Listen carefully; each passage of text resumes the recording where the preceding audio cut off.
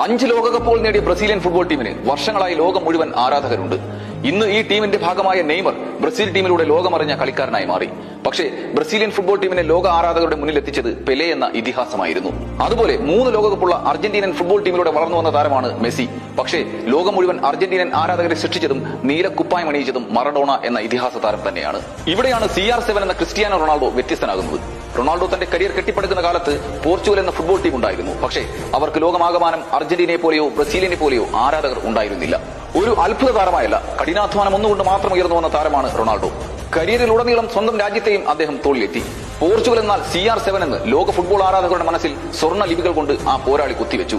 ലോകമെങ്ങും പോർച്ചുഗൽ ആരാധകരെ സൃഷ്ടിച്ചുകൊണ്ട് അവരെ ചുവന്ന കുപ്പായം അണിയിക്കാൻ പ്രേരിപ്പിച്ചു. ഒന്നുമില്ലായ്മയിൽ നിന്നും വളർന്നു പന്തലിച്ച റൊണാൾഡോ എന്ന താരത്തിന്റെ മഹത്വം വായിൽ സ്വർണ്ണക്കരണ്ടിയുമായി പിറന്നവർക്ക് ഒരിക്കലും മനസ്സിലാകില്ല.